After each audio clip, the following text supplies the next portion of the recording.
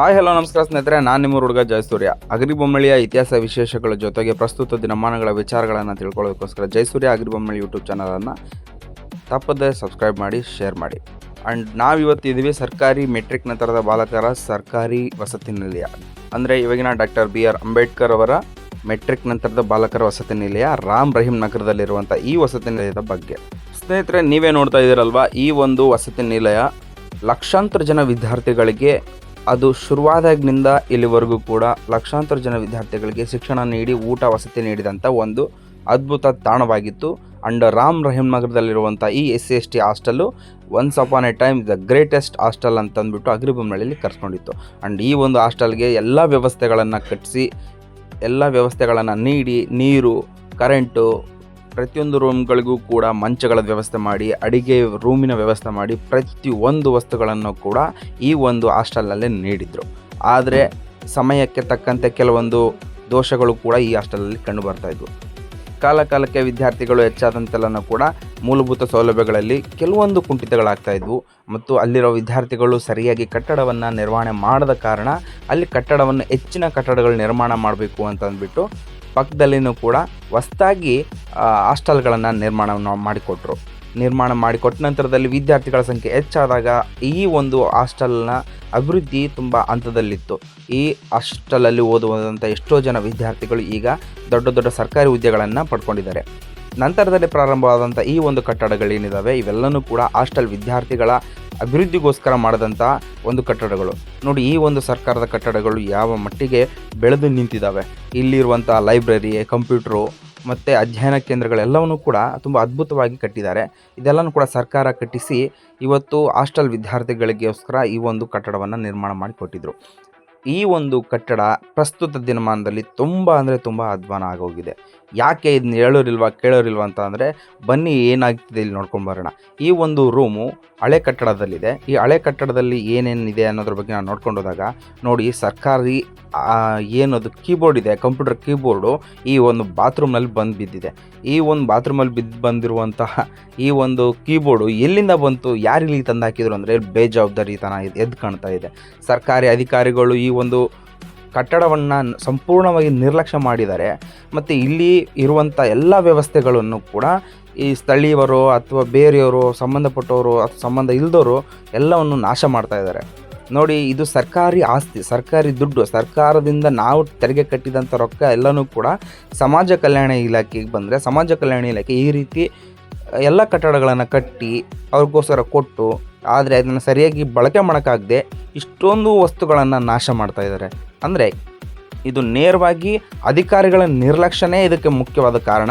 ಮತ್ತು ಇದನ್ನು ಪ್ರಾರಂಭ ಮಾಡಿದ ಮೇಲೆ ಸರಿಯಾದ ವ್ಯವಸ್ಥೆಗಳನ್ನು ಮಾಡ್ದೇ, ಸಂರಕ್ಷಣೆ ಮಾಡ್ದೇ ಸರ್ಕಾರಿ ದುಡ್ಡನ್ನು ಸಂಪೂರ್ಣವಾಗಿ ವ್ಯರ್ಥ ಮಾಡ್ತಿದ್ದಾರೆ. ಆ್ಯಂಡ್ ಮುಂದೆ ಹೋಗಿ ನೋಡೋಣ, ಇವತ್ತು ಈ ಒಂದು ಕಟ್ಟಡ ಇಷ್ಟು ಚೆನ್ನಾಗಿ ಕಟ್ಟಿದ್ದಾರೆ, ಇಲ್ಲಿ ವಾಸ ಮಾಡೋದಕ್ಕೆ ಎಲ್ಲ ರೀತಿಯ ವ್ಯವಸ್ಥೆಗಳಿದ್ದಾವೆ.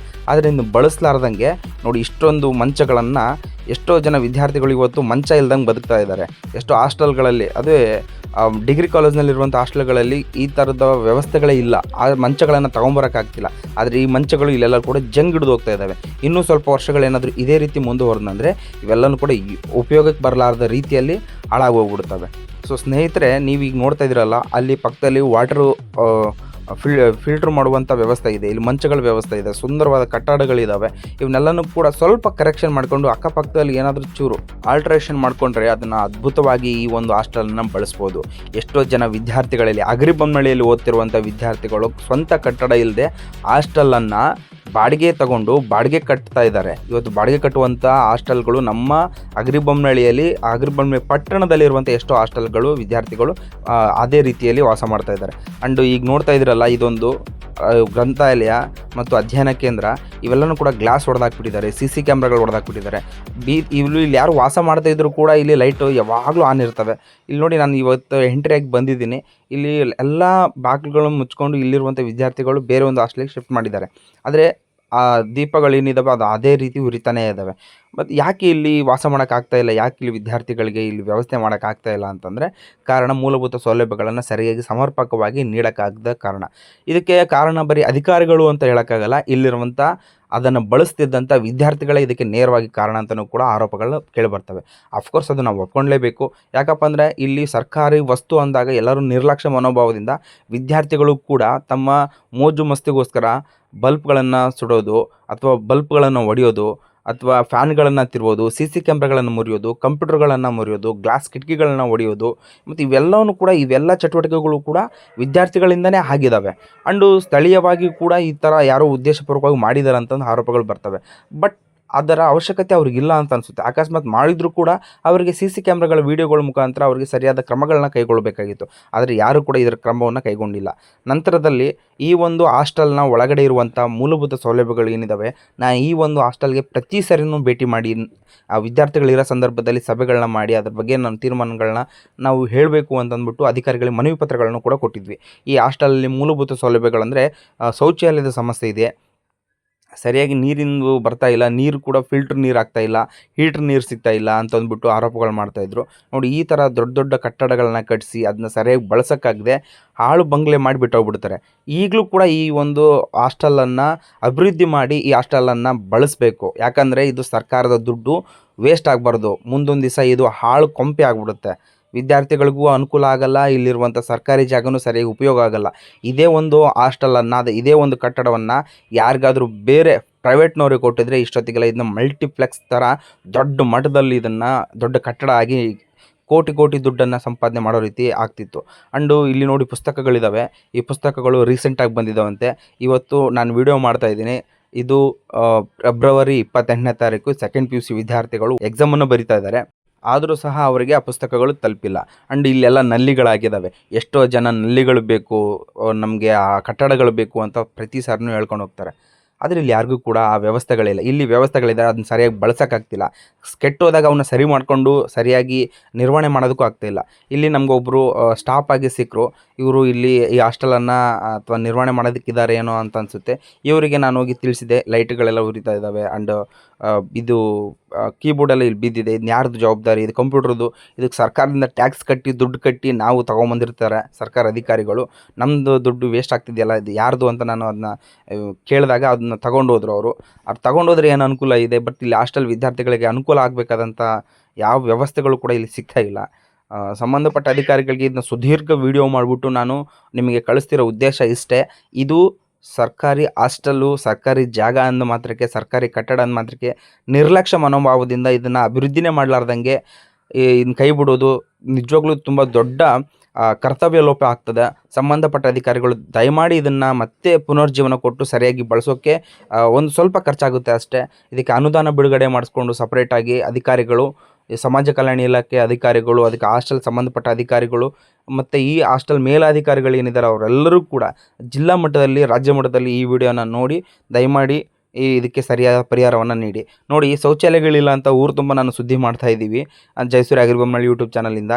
ಇಲ್ಲಿ ಶೌಚಾಲಯಗಳಿದ್ದಾವೆ, ಈ ಶೌಚಾಲಯಗಳನ್ನ ಸರಿಯಾಗಿ ಬಳಸೋಕ್ಕಾಗ್ತಿಲ್ಲ. ಶೌಚಾಲಯಗಳದ್ದು ಒಂದು ಸಮಸ್ಯೆ ಆದಂದರೆ ಇಲ್ಲಿ ಅನೈತಿಕ ಚಟುವಟಿಕೆಗಳಾಗ್ತಿದ್ದಾವೆ. ನೋಡಿ, ಇಲ್ಲಿ ರಾತ್ರಿ ಆದಮೇಲೆ ಏನಾಗ್ತಾವೋ ಗೊತ್ತಾಗಿಲ್ಲ. ಇಲ್ಲಿ ಯಾರೋ ಬಂದು ಕುಡಿದಿದ್ದಾರೆ, ಕುಡಿದ್ಬಿಟ್ಟು ಅನೈತಿಕ ಚಟುವಟಿಕೆಗಳು ಕಣ್ಮುಂದೆ ಕಾಣಿಸ್ತಿದ್ದಾವೆ. ದಯಮಾಡಿ ಈ ಸ್ಥಳವನ್ನು ಮತ್ತು ಈ ಒಂದು ಜಾಗದಲ್ಲಿರುವಂಥ ಕೆಲವು ವಸ್ತುಗಳನ್ನು ನೋಡಿದರೆ ನಿಜವಾಗ್ಲೂ ನನಗೆ ಬೇಜಾರಾಗುತ್ತೆ. ಇಲ್ಲಿ ಎಂತೆಂಥ ಅನೈತಿಕ ಚಟುವಟಿಕೆಗಳು ನಡೀತಾ ಇದ್ದಾವಲ್ಲ ಅಂತ ನನ್ನ ಬಾಯ್ಬಿಟ್ಟು ಹೇಳೋಕ್ಕೆ ತುಂಬ ಮುಜುಗರ ಆಗ್ತಾಯಿದೆ. ಬಟ್ ಸಮಾಜ ಕಲ್ಯಾಣ ಇಲಾಖೆಯಿಂದ ಪ್ರಾರಂಭವಾಗಿರುವ ಮೆಟ್ರಿಕ್ ನಂತರದ ಬಾಲಕರ ಹಾಸ್ಟೆಲಲ್ಲಿ ಈ ಥರ ಚಟುವಟಿಕೆಗಳು ನಡೀತಿರೋದು ನಿಜವಾಗ್ಲೂ ನನಗೆ ಮೇಲಧಿಕಾರಿಗಳು ಗಮನಿಸಬೇಕು. ನನಗೆ ತುಂಬ ಬೇಜಾರಾಗ್ತಾಯಿದೆ. ಆ್ಯಂಡ್ ಶಿಕ್ಷಣ ಪ್ರೇಮಿಗಳಿಗೆಲ್ಲರಿಗೂ ಕೂಡ ಇದು ಮನ ಕಲ್ಕುವಂಥ ವಿಷಯ ಆಗ್ತಾಯಿದೆ. ಮತ್ತು ಮೇಲೋಗಿ ನೋಡ್ಕೊಂಡು ಬರೋಣ, ಇವತ್ತು ಈ ಹಾಸ್ಟೆಲ್ಲು ಇಂಥ ದೊಡ್ಡ ಕಟ್ಟಡ ಇದೆ, ಯಾಕೆ ಇದನ್ನು ಸರಿಯಾಗಿ ಬಳಸೋಕ್ಕಾಗ್ತಿಲ್ಲ ಅಂತ ಬನ್ನಿ ನೋಡ್ಕೊಂಡು ಬರೋಣ. ಈ ಹಾಸ್ಟೆಲ್ ಒಳಗಡೆ ಸ್ವಿಚ್ ಬೋರ್ಡ್ಗಳು ಸರಿ ಇಲ್ಲ, ಬಾಗಿಲುಗಳು ಸರಿ ಇಲ್ಲ, ಶೌಚಾಲಯದ ಬಾಗಿಲುಗಳು ಸರಿ ಇಲ್ಲ ಅನ್ನೋದು ಅಷ್ಟೇ ಮುಖ್ಯವಾದ ಕಾರಣ. ಆದರೆ ಕಿಟಕಿಗಳನ್ನ ಮಾಡಿಸೋದಕ್ಕೆ, ಬಲ್ಪ್ಗಳನ್ನ ಹಾಕ್ಸೋದಕ್ಕೆ, ವೈರ್ಗಳನ್ನ ಹಾಕ್ಸೋದಕ್ಕೆ, ಫ್ಯಾನ್ಗಳನ್ನ ಹಾಕ್ಸೋದಕ್ಕೆ ಇಷ್ಟು ದೊಡ್ಡ ಖರ್ಚಾಗುತ್ತೆ ಅನ್ನೋದನ್ನು ನಿಜವಾಗಿಯೂ ನನಗೆ ನಂಬೋಕ್ಕಾಗ್ತಿಲ್ಲ. ಇಲ್ಲಿ ಮಂಚಗಳೆಲ್ಲನೂ ಕೂಡ ಇಲ್ಲೇ ಇದ್ದಾವೆ. ಈ ಮಂಚಗಳು ನೋಡಿ, ಇವ್ನು ಸ್ವಲ್ಪ ದಿನ ಬಿಟ್ಟು ಅಂದರೆ ಮಳೆ ನೀರು ಬಂದುಬಿಟ್ಟು ಜಂಗ್ ಹಿಡಿದು ಇವೆಲ್ಲ ವೇಸ್ಟ್ ಆಗಿಬಿಡ್ತವೆ. ಮುಂದೊಂದು ದಿವಸ ಸರ್ಕಾರಕ್ಕೆ ರಿಪೋರ್ಟ್ ಕೊಡ್ಬೋದು ಅಧಿಕಾರಿಗಳು, ಇವ್ಯಾವ ಉಪಯೋಗಕ್ಕೆ ಬರೋದಿಲ್ಲ ಅಂತ. ಇವೇ ಮಂಚಗಳು ನಿಮಗೆ ಜಾಸ್ತಿ ಆಗಿದ್ದಂದರೆ ದಯಮಾಡಿ ಅವಶ್ಯಕತೆ ಇರೋರಿಗೆ ದಯಮಾಡಿ ಅದನ್ನು ಕೊಡಿ.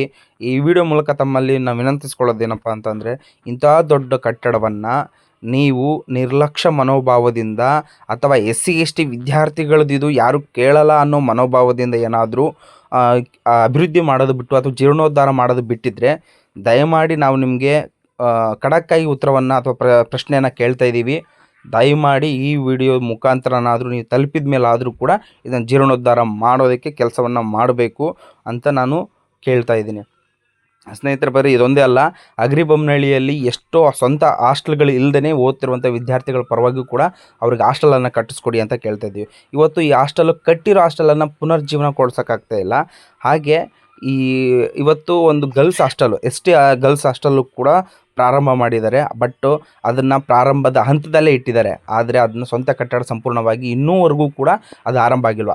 ಪಕ್ಕದಲ್ಲಿರುವಂಥ ಒಂದು SC ಗರ್ಲ್ಸ್ ಹಾಸ್ಟೆಲ್ ಇದೆ, ಬಟ್ ST ಗರ್ಲ್ಸ್ ಹಾಸ್ಟೆಲನ್ನು ಇನ್ನೂ ಪ್ರಾರಂಭ ಮಾಡೋಕ್ಕಾಗಿಲ್ಲ. ಇದು ಚಿಂತ್ರಪಳ್ಳಿಯಲ್ಲಿರುವಂಥ ಹಾಸ್ಟೆಲ್ಲು. ಚಿಂತ್ರಪಳ್ಳಿಯಲ್ಲಿರುವಂಥ ಈ ಹಾಸ್ಟೆಲ್ಗೆ ಭೂಮಿ ಪೂಜೆ ಆಯಿತು, ಕಟ್ಟಡಕ್ಕೆ ಎಲ್ಲನೂ ಕೂಡ ಏನು ಪ್ರಾರಂಭ ಮಾಡ್ಬೇಕದು ಮಾಡಿತು. ಬಟ್ ಎಷ್ಟು ವರ್ಷಗಳಾದರೂ ಕೂಡ ಇದು ನಿರ್ಮಾಣದ ಹಂತದಲ್ಲಿ ಇದೆ. ಇಲ್ಲಿ ಓದಬೇಕಾದಂಥ ವಿದ್ಯಾರ್ಥಿಗಳು ಬಾಡಿಗೆ ತಗೊಂಡು ಬಾಡಿಗೆ ರೂಮ್ನಲ್ಲಿ ಇವತ್ತು ಓದ್ತಾ ಇದ್ದಾರೆ. ಇದು ಧರ್ಮಛತ್ರದ ಹತ್ರ ಇರುವಂಥ ಈ ಹಾಸ್ಟೆಲ್ ಏನಿದೆ, ಆ ಹಾಸ್ಟೆಲಲ್ಲಿ ST ಗರ್ಲ್ಸ್ ಹಾಸ್ಟೆಲ್ಗಳು ಇದ್ದಾರೆ. ಆ್ಯಂಡ್ ಇಲ್ಲಿ ನೋಡಿ, ಇಷ್ಟು ಕಟ್ಟಡಗಳನ್ನ ನಿರ್ಮಾಣ ಮಾಡಿ ಅರ್ಧಕ್ಕೆ ಬಿಟ್ಟಿದ್ದಾರೆ. ಯಾಕಿದು ಇನ್ನೂ ಪುನರ್ಜೀವನ ಬೇಗನೆ ಆಗ್ತಾ ಇಲ್ಲ, ಇದು ಪ್ರಾರಂಭ ಆಗ್ತಾ ಇಲ್ಲ, ಇದು ಮುಕ್ತಾಯ ಯಾವತ್ತಾಗುತ್ತೆ ಅನ್ನೋದೇ ಗೊತ್ತಾಗ್ತಿಲ್ಲ. ದಯಮಾಡಿ ಸಂಬಂಧಪಟ್ಟ ಅಧಿಕಾರಿಗಳು ಈ ಸುದೀರ್ಘ ವಿಡಿಯೋವನ್ನು ನೋಡಿಬಿಟ್ಟು ಮಾನ್ಯ ತಾಲೂಕು ಅಧಿಕಾರಿಗಳು, ಮಾನ್ಯ MLA ಅವರು, ಮಾನ್ಯ DC ಅವರು, ಮಾನ್ಯ MP ಅವರು, ಅಥವಾ ಶಿಕ್ಷಣ ಇಲಾಖೆಗೆ ಬರುವಂಥ ಉನ್ನತ ಶಿಕ್ಷಣ ಸಚಿವರು ಅಥವಾ ಉನ್ನತ ಶಿಕ್ಷಣ ಮಂತ್ರಿಗಳು, ಮತ್ತು ಕರ್ನಾಟಕದ CM ಅಥವಾ DCM ಇವರೆಲ್ಲರೂ ಕೂಡ ಈ ವಿಡಿಯೋನ ದಯಮಾಡಿ ನೋಡಿ. ನೀವೆಲ್ಲರೂ ಕೂಡ ಅಗ್ರಿಬೊಮ್ಮನಹಳ್ಳಿಯಲ್ಲಿರುವಂಥ ಕಟ್ಟಡಗಳು ಯಾವ ರೀತಿ ವ್ಯರ್ಥ ಆಗ್ತಿದ್ದಾವೆ, ಎಷ್ಟು ವರ್ಷಗಳಿಂದ ಇದನ್ನು ನಾವು ನೋಡ್ತಾ ಇದ್ದೀವಿ, ಇದನ್ನ ಯಾಕೆ ಇನ್ನೂ ಪರಿಹಾರ ಸಿಗ್ತಾ ಇಲ್ಲ ಅಂತ ನಾನು ಪ್ರಶ್ನೆ ಮಾಡ್ತಾ ಇದ್ದೀನಿ. ದಯಮಾಡಿ ನೀವೆಲ್ಲರೂ ಕೂಡ ಈ ವಿಡಿಯೋ ನೋಡಿದ ತಕ್ಷಣ ಸೂಕ್ತವಾದ ಕ್ರಮವನ್ನು ಕೂಡಲೇ ಜಾರಿಗೆ ಮಾಡಿ. ಅಥವಾ 2026 ಮಾರ್ಚ್ 6ನೇ ತಾರೀಕು ನಡೆಯುವಂತಹ ಬಜೆಟ್ನಲ್ಲಾದರೂ ಕೂಡ ವಿಶೇಷವಾಗಿ ಅನುದಾನವನ್ನು ಅಗ್ರಿಬೊಮ್ಮನಹಳ್ಳಿಯ ಶಿಕ್ಷಣಕ್ಕೋಸ್ಕರ ಮೀಸಲಿಡಿ. ನಾನು ಈ ವಿಡಿಯೋ ಮಾಡ್ತಿರೋ ಉದ್ದೇಶವೂ ಇದೇ ಇದೆ. ದಯಮಾಡಿ ನೀವು ಈ ಅಗ್ರಿಬೊಮ್ಮನಹಳ್ಳಿಯಲ್ಲಿರುವಂಥ ಶಿಕ್ಷಣನ ಅಭಿವೃದ್ಧಿಪಡಿಸೋಕ್ಕೋಸ್ಕರ ಆದರೂ ಕೂಡ ನೀವು ಈ ವಿಡಿಯೋವನ್ನು ನೋಡಿದ ಮೇಲಾದರೂ ಕೂಡ ಅನುದಾನವನ್ನು ಬಿಡುಗಡೆ ಮಾಡಿ. ಮಾನ್ಯ MLA ಅವ್ರ ಮುಖಾಂತರನೂ ನಾವು ಮನವಿಯನ್ನು ಮಾಡ್ಕೊಳ್ತಿದ್ದೀವಿ. ಅವರು ಕೂಡ ಕೆಲಸವನ್ನು ಮಾಡ್ತಾ ಇದ್ದಾರೆ. ಅವರು ಕೆಲಸ ಮಾಡೋದಕ್ಕೆ ನಮ್ಮ ಧ್ವನಿಯೂ ಕೂಡ ಅಗ್ರಿಬೊಮ್ಮನಹಳ್ಳಿಯಿಂದ ಸಂಪೂರ್ಣವಾಗಿ ಬೆಂಬಲ ಇದೆ. MLA ಅವರ ಮುಖಾಂತರವಾದರೂ ಕೂಡ ನೀವು ಅನುದಾನವನ್ನು ಬಿಡುಗಡೆ ಮಾಡಿ. ಮಾನ್ಯ ಸಿದ್ದರಾಮಯ್ಯನವರೇ, CMನವರೇ, ಮಾನ್ಯ DCM ಶಿವಕುಮಾರ್ ಅವರೇ, ಶಿಕ್ಷಣ ಮಂತ್ರಿಗಳೇ, ನೀವೆಲ್ಲರೂ ಕೂಡ ಈ ಒಂದು ವ್ಯವಸ್ಥೆನ ಕಣ್ತುಂಬ ನೋಡಿ ಆದರೂ ಕೂಡ ಅದರ ಪರಿಶೀಲನೆ ಮಾಡಿ, ಅದಕ್ಕೆ ಯಾಕೆ ಇನ್ನೂ ಯಾಕೆ ಇದು ಮುಕ್ತಾಯಗೊಂಡಿಲ್ಲ, ಯಾಕೆ ಇದನ್ನು ಪೂರ್ಣಗೊಳಿಸೋಕ್ಕಾಗಿಲ್ಲ ಅನ್ನೋದ್ರ ಬಗ್ಗೆನಾದರೂ ತನಿಖೆ ನಡೆಸಿ ಸೂಕ್ತವಾದಂಥ ಪರಿಹಾರವನ್ನು ವಿದ್ಯಾರ್ಥಿಗಳಿಗೆ ನೀಡಬೇಕು ಅಂತ ನಾನು ಕೇಳ್ಕೊಳ್ತಾ ಇದ್ದೀನಿ.